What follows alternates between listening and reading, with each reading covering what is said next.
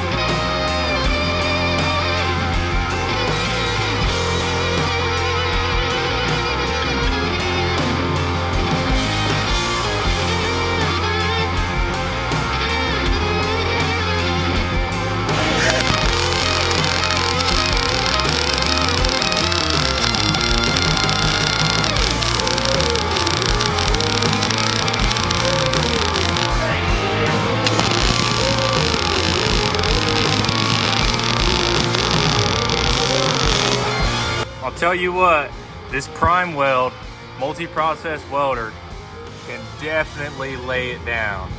Sheesh.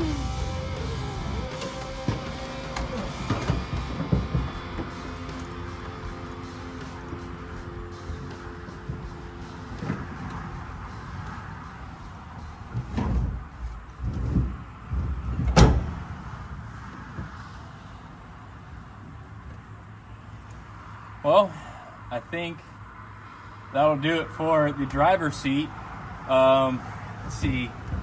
This one I still have to make a bracket for. Actually, I gotta line up this seat with this seat, and then I'll know how big of a spacer I need for this side. I got the two fronts already made, and that back one made already. I just need this one. I need to plasma out the holes for this. The passenger side, driver side is done. When I get to it, I'll take everything back out.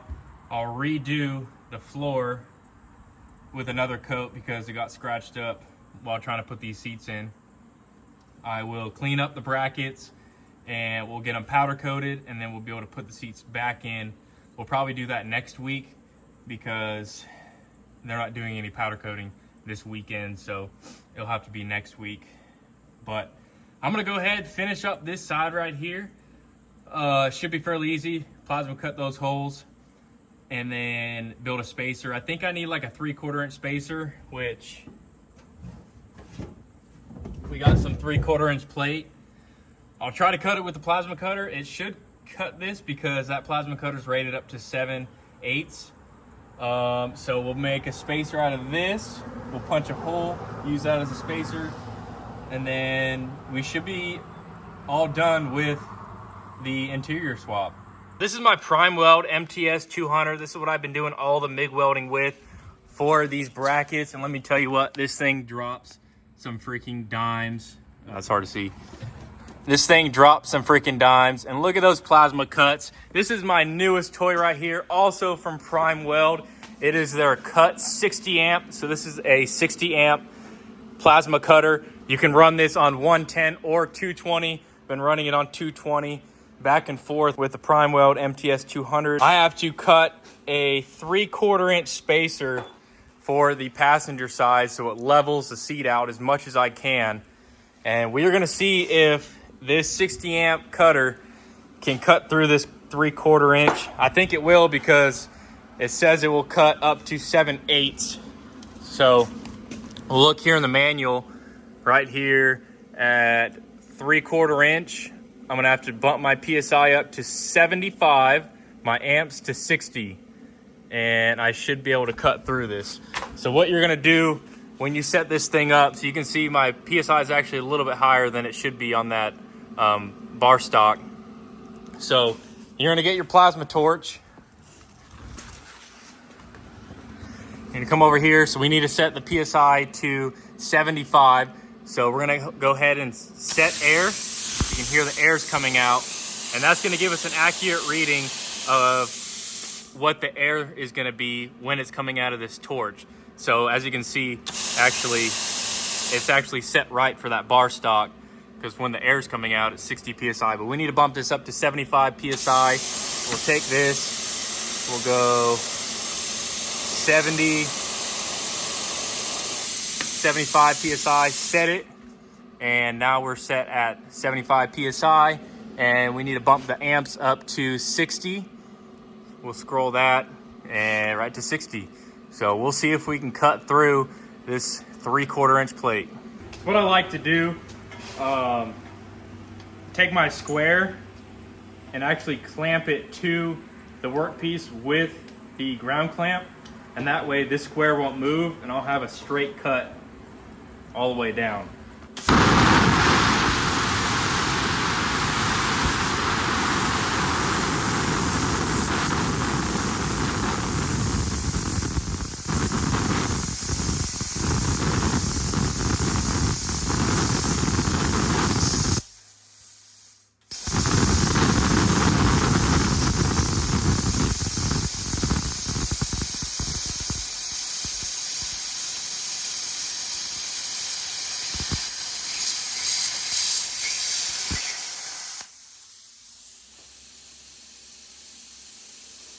So I'm not really the best at plasma cutting.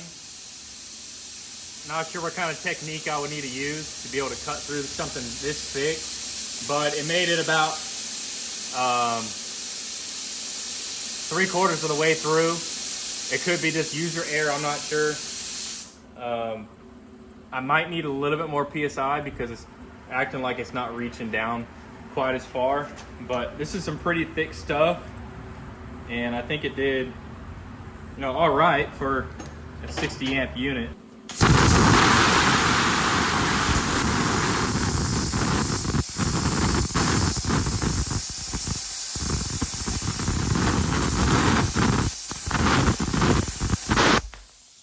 Most of the stuff I'm gonna cut is like 1/4 inch. So I think it did pretty good. It could have just been my technique that I couldn't cut it all the way through. If I need to cut something this thick, I'm just gonna use the iron worker, but I'm never gonna run into something this thick that I'm gonna have to cut. Yeah, 3/4 inch. But now I just got to clean this thing up, punch a hole in it, and then we got our spacer.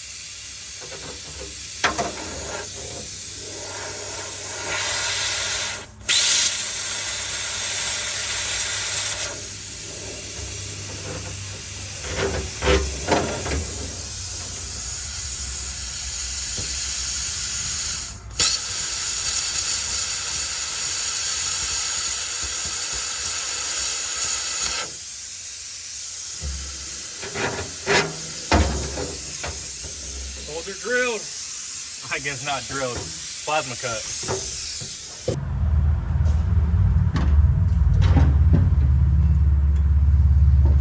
Yeah, I'm a little tall for this truck. There's only so much room you can adjust these seats. Like, I can go back more, but I'm gonna be sitting like straight up and down. I kind of want to be leaned back a little bit. Actually, that's not too bad. Got a big old opening right here for a center console or whatever I might do for right here. If we do an MV4500, you know, we got room right here. The driver's seat is a little bit tight, you know, doing a swap like this. Obviously these seats aren't meant for this truck, but I think I got it to where, you know, I'm sitting low enough. I'm probably 3 inches from the top of the headliner. I mean, I can drop this down if I want to, cruise. I think it feels really good the way that I have it positioned. We finally got this interior in here. You guys didn't see a video yesterday. I know I said on Thursday, come back on Friday for another video. This swap just took me a little bit longer than I thought. Yesterday, I went ahead and made brackets for this seat right here and got this seat all the way in. And then I came back today and I just didn't like how it was. So I remade the brackets. I took the old metal and made brackets for that seat, or I made the brackets for this seat and that seat with the brackets that I made with this seat. I probably could beef them up a little bit more because there is a little bit of movement. Well, someone mentioned that, you know, your seat belt is going to help you not fly. Your seat belt's bolted into the ground as well, which the seat belts on this seat are on the actual seat. I'm gonna have to get new seat belts, I think, because these are old and disgusting. But for now, we'll run these. So that's gonna go back up to here. It's gonna come back over and clip onto the seat.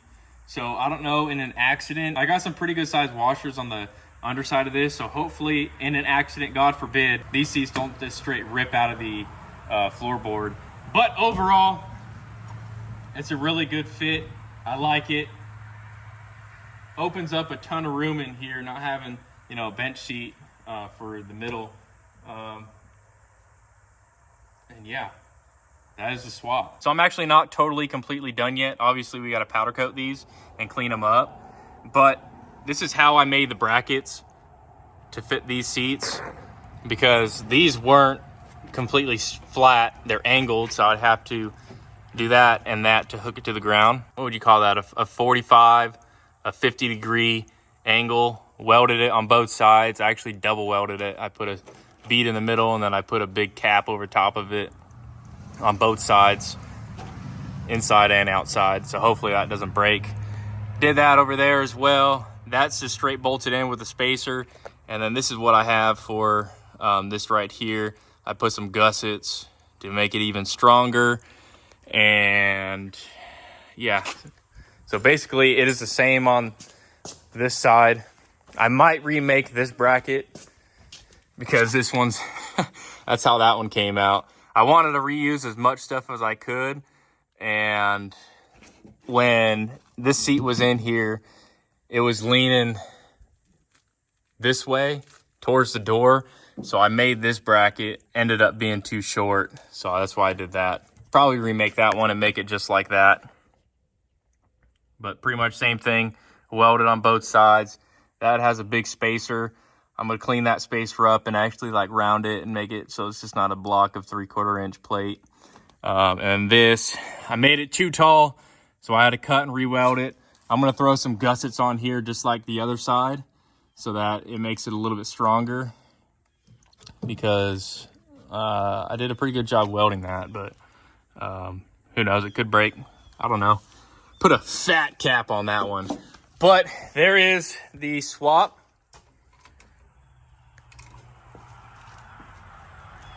Now we got 2 captain chairs in here. Looking good. Another thing that I want to do is I want to get some sheet metal and cover this right here up so you can't see underneath the seat. I think that will clean it up pretty good. You know, powder coat that. I'll make it come up past the plastics in here. come around and then come down and do that. So you don't really see underneath the seat. I mean, you don't really see it anyway, but just to clean it up, we'll do it on both sides. So we'll have a plate right here, a plate right here, plate on that side, and a plate on this side. Powder coat them. I think that I'm gonna redo the powder coating. We're gonna change colors. I was originally going with the anodized candy red, but for some reason, I bought more powder of it. I think this powder was a little bit old. So like that does not look like the color that it's supposed to be. So this is the anodized candy red. I think what I'm gonna do is switch to Illusion Cherry, I think, or Illusion Red. Whatever's on this 3rd gen in here. I know you guys keep asking like, what's up with this 3rd gen? Let me turn some lights on. What's up with the 3rd gen? Whose 3rd gen is that? Well, this 3rd gen is one of our buddies. It's just in here for a couple things. We changed out the tires a while ago. Don't mind the bed. The dog had puppies, so they were sleeping here with the puppies and the dogs. But whether that's Illusion Red or Illusion Cherry, dang, there's so many spider webs. That's what I think I'm gonna go with, the color for that truck. I wonder if Caitlin has any powder. You guys keep asking whose truck this is. It's Landon's truck, getting some work done. Chase redid the steering. And then for in here, he had a blowout, so his inside tire blew, and it totally ruined like all the wiring and the hoses on that fuel system. And then inside this box, mess up that box pretty good. So, well, it won't even shut now. But yeah, that's why this truck is in here. I know you guys wanted to see it. I think this is what I'm gonna do with, dang, so many spiders. This is what I'm gonna do with the head unit for my 2nd gen right here. So I can buy one of these online for like 280 bucks. And I think that would look really cool inside of the 2nd gen. I don't have my keys with me. Oh yeah, I do have my keys with me. For the 2nd gen, we'll put one of those head units, and I think it'll look really good. Have it right there with the MV4500. Should look really good. But yeah, Landon, that's his 3rd gen. Looks sick as hell. I need a color match 3rd gen with a ranch hand. I usually don't like ranch hand bumpers, but on a color match 3rd gen like that, sheesh, it looks good. It looks damn good. But back to the 1st gen, I think we're gonna swap colors because Illusion Cherry or Illusion Red was my 2nd choice. If you guys remember that video, this didn't turn out how I thought, so we're gonna be redoing the powder on that. So we'll powder coat the brackets that color. We'll powder coat that cover plate that's right there. And then also over here, I got it in some acid right now, stripping off the paint. But there's 2 covers that go to the speakers behind the seats. So these are the speakers behind the seats. I'm gonna get different ones. They're like 2x10s or something like that. They're crazy. So there's these covers that go over them that I'm stripping the paint off right now. I think I'm gonna do those, also Illusion Cherry. And I think that will look really good. I mean, you're never gonna see it behind the seat. I mean, you might see it behind the seat, but to get it coated, I think it'll look really good, being Illusion Cherry like that. And then also for the headliner and the interior, I got some of the interior pieces in. The headliner definitely did not turn out how I wanted it to. It came out super bad. Bad as in like bad. Not bad as in good. There's a bunch of wrinkles everywhere. This fabric just wasn't the best for a headliner material, so it didn't really turn out how I wanted to. I don't think I'm gonna be able to redo it because that headliner was already in pretty bad shape. So if I try to take it off, it's probably gonna ruin it even more. So the headliner, kind of a fail. You can see all those wrinkles in it, but the interior pieces came out pretty good, the ones that I've already painted. That JB Weld stuff didn't work. It already cracked again. But the truck is coming along, and I'm excited that I actually got these seats in. I didn't think I was gonna be able to do it today. I know I missed yesterday, but we got it done. This video is gonna go up on Saturday, Today's Friday. It's kind of good that I didn't post today because most of the time, Friday, no one watches YouTube on Friday. So you guys will see it tomorrow on Saturday. Probably during the day, not during the night because people go out. This plasma cutter did some work today. I did all of my cutting, all of the brackets cut with this unit. Did not skip a beat. PrimeWeld Cut 60. Could not be more happy with this unit. This thing cuts straight as an arrow. Like, do a little bit of cleaning up, that's a straight cut. I did all my cuts with it, and it came out slick. Like, look at that cut right there. But huge shout out to PrimeWeld with the plasma cutter and the MTS 200 for all of the MIG welding. This MIG welder, I love it. Throws down some really good beads. First time really using a plasma cutter, and it cut flawlessly. Had no problem setting this thing up. It comes with the booklet. Comes with a 30-foot lead. Not sure how long the ground is. The ground is pretty long, but I'm just not sure how long it is. But you got a 30-foot lead. Dude, you can cut so far away. Also, what I like about this is it has this guide right here. It sits right there on the cone. So it butts up against the metal so you don't keep sticking the electrode to the metal. I know some of you fabricators can be like, oh, you don't need that. You got to be a pro to use a plasma cutter. I like it because I can do this and not have to worry about the electrode sticking. And then when I put this square right there, I can run that off the side of the square and get perfectly straight cuts. So that's one thing I like that they do over here at PrimeWeld. Super easy interface. You got your post flow, so that's going to be how long your air stays on after you get done cutting. Usually you use that for CNC cutting. Your amps right there. The book tells you exactly what you're cutting and what you need to set everything to. Really easy to read air pressure. It's not on the back like some units. It's right here on the front so you can see it. This machine actually comes with the CNC hookup, so you can actually hook a CNC plasma cutter up to this and have it work like that. The only thing it didn't come with for using it was an air fitting. So you got to buy your own air fitting.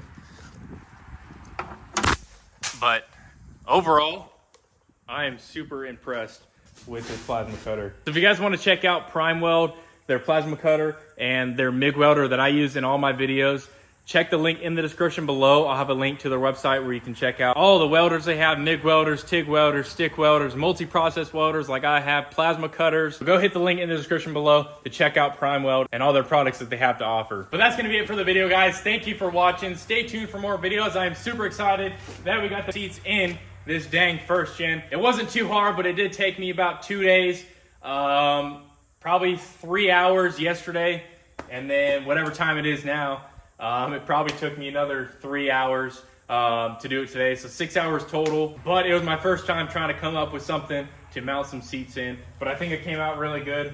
Probably going to redo that bracket on the other side that you guys saw. Clean it up, powder coat it all, and it should look really good. So thank you guys for watching. Stay tuned for more videos on this Dippin Diesel channel of this first gen and my axle swapped second gen that we're doing an axle swap on. Now that we have a PrimeWeld plasma cutter, we can cut the brackets out for my long arm lift kit that we're going to do on that truck, and we can also cut out all the other brackets that I need for that truck to do the swap. But anyway, guys, thank you for watching. Leave a like on this video. Comment what you think about these seats in the first gen. But that's going to do it. See you guys later. Dippin Diesel.